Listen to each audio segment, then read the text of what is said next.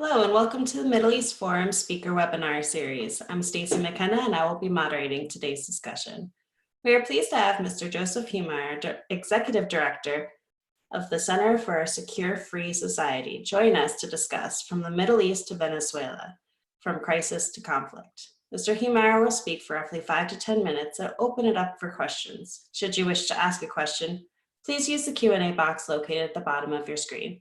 We'll do our best to get to all questions, but we have many participants on this webinar, so I apologize in advance if we do not get to yours today. And with that, I will turn the discussion over to Joseph Humire. Okay, well, first of all, I'd be remiss if I didn't thank the Middle East Forum for this invitation and for allowing me to present to you a bit of the work that I do, looking at a part of the world that probably doesn't get discussed too much in policy circles that focus mostly on the Middle East, which is Latin America. A lot of the work that I've done at the center has been to connect what the Defense Department calls trans-regional threat networks that primarily exist in the Middle East, but have extended into the Western Hemisphere. But let me tell you a little bit of a story just to get things kicked off. And the story kind of begins with Venezuela. Venezuela is what I would say the worst humanitarian crisis in the world today. Now, I completely understand that there is a more outflow of refugees from Syria. There's also more of an internal displacement in Congo. But if you add the economic dimension, if you take into factor the economic crisis, Venezuela is very much unparalleled. We're talking about more than 1,000,000% inflation, which is really unheard of in modern day. And we also are talking about the shortage of basic necessities such as electricity, oil in a country that has the largest oil reserves, or one of the largest oil reserves in the world. There's a fuel shortage going on right now in Venezuela. Basic medicine is a huge shortage as well in the country. And this is all before the pandemic. This is before COVID-19. So Venezuela has been in this precarious position for roughly going on about 3 or 4 years now.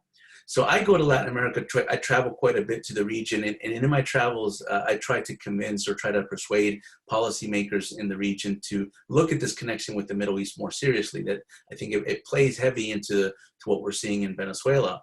And as you can imagine, that's not an easy endeavor. So I try to make it narrate this connection through a story.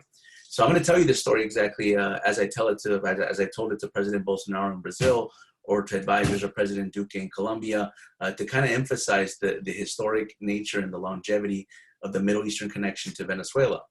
So the story starts with a lieutenant colonel that had a high political ambition to try to capture his country by force, but failed, only later to eventually get elected as president. Once this lieutenant colonel became president, he immediately nationalized industry throughout the country. He took the natural resources to fund a revolution, both internally in his country, but also throughout the region, and connected it to other revolutions around the world. This lieutenant colonel turned president died after 14 years in power, but not before leaving a legacy of crime, conflict, and corruption. So when I tell this story to any policymaker in Latin America, they immediately look at me after I say the first few words and say, Joseph, we know who you're talking about. You're talking about Lieutenant Colonel Hugo Chavez. We know the story well. And I'll just pause for a second and look back at them and say, I'm not. I'm actually talking about Lieutenant Colonel Gamal Abdel Nasser, the historic president from Egypt and leader of the pan-Arab nationalist movements. I've actually learned a lot from the writings of Dr. Pipes on Arab nationalism. And the point of that story is the similarity between Chavez's story and Nasser's story is more than a coincidence. There is tremendous amount of history between particularly Syria and Venezuela that I can't get into this presentation, but this is a sort of a precursor to understanding the Middle Eastern influence in that country. So let me just, because of time, let me just fast forward to what's going on today, because that's obviously a bit of the history with the Arab networks. But in essence, what we're looking at today, and I'm sure many of you are watching on the headlines, has to do with Iran. And Iran is a increasingly visible player, not just in Venezuela, but in other countries in Latin America, has established a network pretty much since the beginning of the revolution in 1979. I think Iran has gradually made a strategic calculation over time, that its greatest disadvantage is geography, that its principal adversaries aren't just in the Middle East, namely Israel, but also now Saudi Arabia, but it also has principal adversaries in the West, namely the United States. But with the United States, it has that geographic disadvantage. And so over time, particularly in the 21st century, I think Iran has made an effort to diminish that disadvantage. Now, they can't do what the United States does. They can't send aircraft carriers to the Caribbean. So what they've done is they've erected asymmetric networks. They've teamed up with drug cartels. They've teamed up with old former communist networks. They've actually teamed up with Russia and China, all in an effort to establish an air bridge, very similar to the air bridge that they have, or the land bridge that they have with Syria, to create a logistical network that allows them to have a presence in the Western Hemisphere, not to the level, obviously, that it has a presence in the Middle East, but at least in an attempt to show a credible threat to the United States. So that brings me to what you're probably listening to or reading currently in the headlines, which is Mahan Air. Mahan Air, as everyone knows, is the dedicated airline to the Quds Force of Iran, the same airline that has shuttled IRGC folks and supplies and equipment from Iran to Syria in support of the dictator Bashar al-Assad, has also supported the Houthi rebels in Yemen, has been sanctioned since 2011 by the Department of Treasury. Mahan Air has been flying regular flights in and out of Venezuela since April 22nd. Now, this actually happened last year. In April of last year, Mahan Air took one flight to Venezuela, and what I believe to be to prepare the route that they were going to take, because it's a long flight from Tehran to Venezuela, and it has to have an overflight pattern that goes over countries that don't restrict its flight. Since April 22nd of this year, there's been upwards of at least 16 flights from Mahan Air arriving to the northernmost point of Venezuela called the Paraguaná Peninsula, where there's a large, I think the third largest in the world, refinery complex. And ostensibly what the Iranians say is they're there to help Venezuela with their oil refinery so that they can curb the fuel shortages. But we looked at Iran's networks for over a decade in Venezuela, and there's a dual use nature to the commercial networks that have military applications. For instance, Iran has set up automobile and tractor factories that also do procurement of minerals for its WD programs in the homeland. They've set up projects on motors and chemical plants with Venezuela's military industry, which potentially could serve as a dual-use project for rocket fuel for propellants and mechanics for propulsion systems for its missiles. So we've seen this evolve over time, and there's been ebbs and flows to the intensity of those projects. But now that Iran's literally had 16 flights and planefolds of who knows who's exactly arrived into Venezuela, this is now becoming increasingly concern for the United States, the Department of Defense, and obviously for the United States as a whole. And so that kind of leads me to, and I'll end with this, is for a long time in the policy community, I'm here in Washington, and I spent a lot of time with policymakers that focus on Latin America policy. For a long time, the Iranian network was looked at primarily as an intelligence network. That it was in Latin America, it was in this part of the world, but it was primarily just spying. It was looking at building political allies. It was looking at perhaps creating a terror infrastructure that would be used as a defensive nature if there was ever a conflict in the Middle East. But rarely did anyone ever suggest that Iran would create an offensive capability, something that would allow them to threaten the United States in ways that they have been able to threaten us in the Middle East. And now that calculation is quickly changing. Just in the last few weeks, I've been called by a half dozen agencies to give our assessments and our analysis, because this increasing presence in Venezuela has changed the calculation, at least to consider that Iran will try to threaten the United States in the Caribbean in ways similar to the way it has threatened the United States in the Persian Gulf, or at least it will try. So with that, I think that's pretty much what I wanted to present on.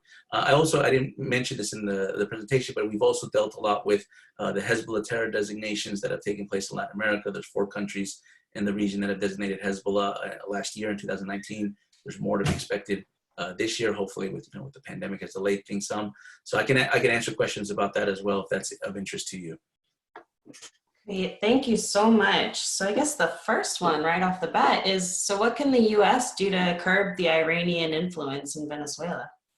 I think there's 2 things that we have to understand about the Iranian influence, and this goes into like what kind of measures can be taken to deter it. First is we have to understand that how Iran presents itself in Latin America, and it's not the same as it does in the Middle East.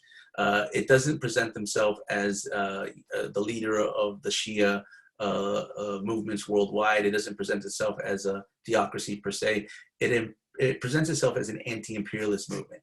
Even the way they describe the revolution, when they describe the revolution in Latin America, they kind of leave out the religious component, and they say it's actually just a social movement designed to protect natural resources. That's why we did the revolution in Iran, because the UK was stealing all our oil. And that is something in Latin America that resonates. When you talk about natural resources, when you talk about anti-imperialism, that is something that resonates. So I think we have to get that narrative right, and we have to understand to counter that narrative specifically in Latin America. And the second thing I would say that we need to do is we need to build a better neighborhood. Essentially, the more partners the United States have in Latin America, the harder it is for Iran. Venezuela is not one of those partners. Venezuela is a country that arguably we've already lost. So we might not be able to contest Iran in Venezuela, but we could contest them in Colombia. We can contest them in Brazil. We can contest them in Mexico. And so we need to focus on the countries where we have strengthened in relationships and strengthen those relationships so that we can nudge out the Iranians. Thank you. I'm sure that subject was difficult to cover in such short a time. How deep is the Hezbollah penetration in Latin America? It's very, I mean, Hezbollah is present in just about every country in Latin America at some level. Now, when you get into the granular aspect of their networks, you break it into different kind of categories. In Latin America, a lot of folks consider them to be Hezbollah supporters, meaning they're not card-carrying Nasrallah-approved Hezbollah members or members of the ESO terror network, Unit 910. Nonetheless, I've kind of pushed back against that narrative quite a bit, because nonetheless, whether they're supporters, whether they're facilitators, whether they're financiers, at the end of the day, the purpose is the same, is to be able to build Hezbollah's asymmetric capabilities worldwide, to be able to threaten Israel and the United States. So whether that is a money launderer or whether that is a drug trafficker, it goes towards the same purpose. In Latin America, Hezbollah has become very prominent with drug cartels because Hezbollah has that global presence. So if a cartel wants to move its illicit narcotics to the Middle East, or wants to move it to Europe even, Hezbollah has money laundering networks that can facilitate that. So that's allowed them to have a close marriage, particularly with, I'd say, 3 cartels, or maybe 4. The Zetas cartel in Mexico, the Oficina de Envigado in Colombia, and more and more the PCC, the Partido Comando Comunista de Brazil, the Brazilian criminal gang. Thank you. What impact, if any, has the coronavirus had on Venezuela, and what efforts has the regime taken to contain it? Well, the regime has done very little. I mean, on the surface, they've held a national lockdown. They've made statements. They've actually partnered with China, Cuba, and Russia to receive medical supplies and medics, doctors. I think it's the only country in Latin America that has Chinese doctors present in their territory to deal with COVID. But the problem is they don't have the ability. I mean, they're a broke and institutionally weak regime. So while they may have strength in the asymmetric fashion, they don't have strength in a governance fashion. So they don't have the ability to really do much inside the country. And most people in the country, I mean, they're dying of dengue, they're dying of measles, they're dying of other diseases. So COVID just becomes another disease in a long list of diseases that could potentially kill you in Venezuela. So unfortunately, there isn't much to do in Venezuela to contain the virus, but maybe in a weird way, there's some good news is the infections are we're never going to know how bad it is, but it probably won't be as bad because the people of Venezuela have a lot bigger problems. To what extent, if any, is Venezuela involved in abetting illegal immigration to the U.S., specifically to aid infiltration of terrorists and spies? So I don't know if it's so much illegal immigration, although there has been some of a concern. Some people may remember the Central American caravans from 2018 and even some last year. There wasn't a direct connection to Iran on that, but there was a direct connection to Venezuela on that. Venezuela had supported some of the logistical preparation, planning, and financing of those caravans. That those weren't organic migration movements; those were orchestrated, manipulated migration. And by extension, being that Iran's very close to Venezuela, there was a concern that might be a possibility. But what Iran's done on the migration front isn't so much on the illegal side; it's on the legal side. It's on the intelligence side. It's on the ability to establish how do I describe this? Dual identities. by not just folks in Iran, but in its broader proxy network in the Middle East, whether they're Iraqis, Syrians, Lebanese, or whoever, have been able to use the Venezuelan migration system to not just get a document, but to create a full fake identity. So they would say there could be somebody presenting themselves to the United States for a visa application, and they say that they're Jose Marulanda, and they turn out to be a Syrian national that is using a fake name. So that's been the largest concern. The Department of Homeland Security is well aware of this and has launched an investigation into this because it's a problem. Thank you. Is Venezuela a lost cause? Will the U.S. give up on Venezuela and allow the present regime to continue their repression? So the best way to think about Venezuela is to no longer think about it like a country. It no longer exists like any kind of Westphalian sovereign nation state. The democratic system went out the window a long time ago. The best way to think about Venezuela is as a network. And that network extends beyond the geographic territory of Venezuela. It extends into Colombia. It extends all the way down to Bolivia and Argentina and all the way up into Mexico. So the best way to deal with Venezuela is not to try to do anything inside Venezuela, but to deal with the network that exists outside Venezuela. Because Maduro depends on that network. If that network were to go away or be diminished, he would fall in his zone. He has no real political capital inside the country, but he has maintained his iron grip on power because his regional and extra-regional network have propped him up to do so. So I think that's kind of going back to one of the questions I mentioned earlier, or one of the answers I mentioned earlier. Building a better neighborhood around Venezuela is probably the best way to deal with Venezuela. Thank you. How sympathetic are the media and governments in South America to the threat of Iranian influence? So that's a good question. Increasingly, they are more concerned, they're more attentive and aware of this. That when Soleimani was killed in January, I think that actually, I was surprised at how much attention in Latin America they gave to that. I got called up to do more than 100 interviews in about 3 weeks about that, mostly in Spanish and Portuguese. And the number one question that the press would ask is, what's the Quds Force? Who is Qasem Soleimani? Because in Latin America, he wasn't a known quantity, a known figure. But with that, I should say that, I should bring this up, that Iran has a Spanish-speaking television station that they use to push out their own propaganda in the region. It's called Hispan TV. It's based out of Tehran, but it has satellites in Spain and also in different countries in Latin America. They often use local correspondents from allied nations and state-controlled or state-owned media from their partners, such as Cuba, Venezuela, or at a time Bolivia. So they have a 24-hour broadcasting in Spanish in at least 16 countries in Latin America. So there's actually an article that Radio Farda did on Hispan TV that I was quoted in, and I hope I can send it to you and hopefully distribute it. But that is something worth paying attention to because they've invested a lot of time and money into their communication platforms in Spanish. Is Iran using Venezuela more as a proxy or to compile resources and ship them back to Iran? Iran is using Venezuela as a platform, much like it uses Syria, to be able to establish a logistical network to operate throughout the entire hemisphere. Why is Bashar al-Assad so important for Iran? Why has Syria been so critical for Iran's support? Was because it's the land bridge between Lebanon and Iran, right? They need to be able to establish that to penetrate through the Shia crescent into the Arab world. Well, in that sense, Venezuela is their air bridge into the Western Hemisphere. They need Venezuela to be able to establish their connections in Central and South America. Venezuela is geostrategically located right at the heart of these two continents, and they've established it. But the key to this is actually the way they've partnered with the way they partner with Russia and China. I'm not sure that Iran partners with Russia and China everywhere in the world like this, but at least in the part of the world that I look at in Latin America, they work hand in glove. That's to the point that this Mahan Air flight that's coming to Venezuela repeatedly now, it actually flies also to China.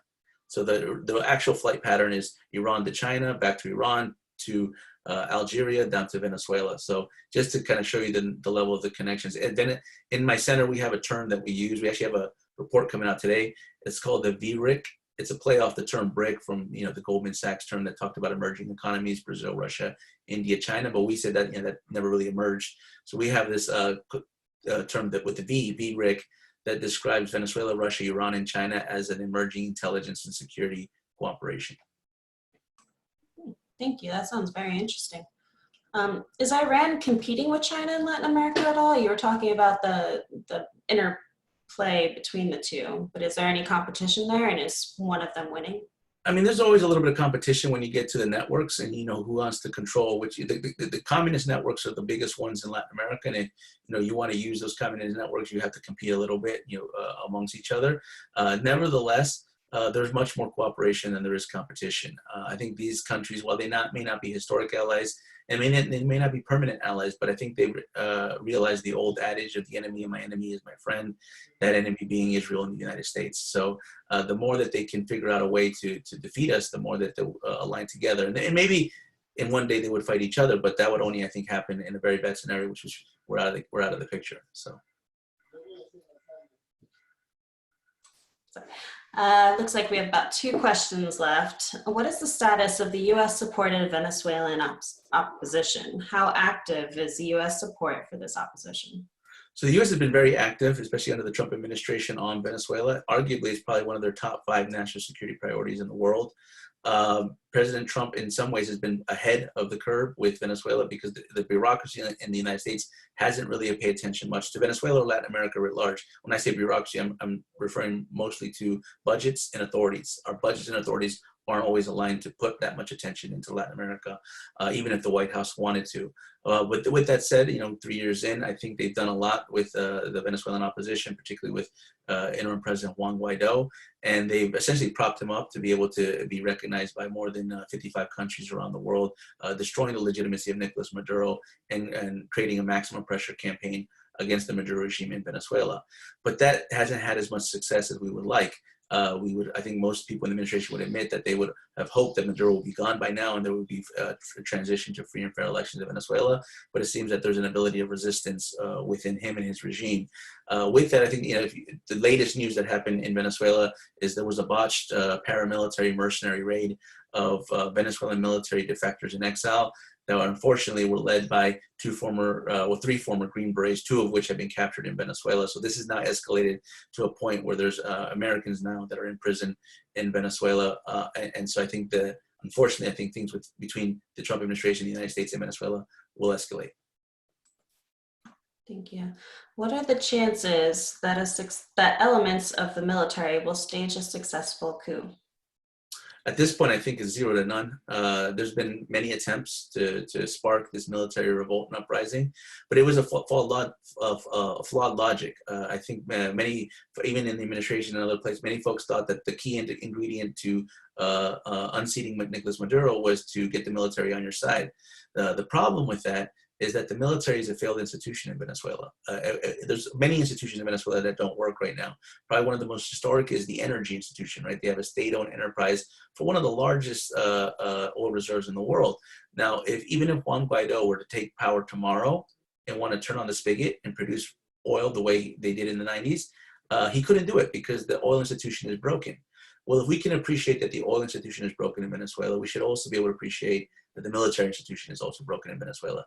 They may have uniforms and they may have ranks, but they're not trained, they're not combat effective. They haven't been maintained through echelons of training to be able to have that combat readiness so that if they were to engage in an operation, they could actually unseat Nicolas Maduro. The other problem is Maduro with the Chavez, the revolution, they prepared for that exact same scenario, like most dictators tend to do. They created militias, they created their version of revolutionary guards to be able to deter any type of military uprising, which is why it's no surprise that there's been at least 6 or 7 attempts at a military revolt since 2017, and all of them have failed. The most recent is these military defectors that try to come into Venezuela this past Sunday. Thank you so much. And I guess in closing, can you give our viewers somewhere to go if they'd like to find a little more information on this? Yeah, absolutely. I've been proud partner with the Middle East Forum for a long time. So I'm a writing fellow. I've written some articles that are on the website in, I think, MEF and also with the Gatestone Institute. That said, I direct our own organization. We're called the Center for a Secure Free Society. Our website is securefreesociety.org. We're a 501c3 nonprofit. And also my Twitter handle is @JMHumire. My last name is HUMIRE. I've learned to become more active on Twitter than I used to be. So I do tend to post my thoughts and other things on social media as well. So that's the way you could find us. And And if you speak Spanish, you'll see me a lot more on TV than in English. Oh, and also there's a weekly segment on the John Batchelor Show. For those that don't watch the John Batchelor Show, highly recommended. Nationally syndicated. You can find it, if not in the radio, you can find it on a podcast. And we have a segment every Tuesday called The New World Report, where we talk about the New World, the Western Hemisphere. All right. Thank you so much, Mr. Humire, for joining us. We have come to the close of our webinar today. Please be on the lookout for our weekly webinar offerings for next week. And thank you all for joining us. I hope you have a wonderful day. Absolutely. Thank you.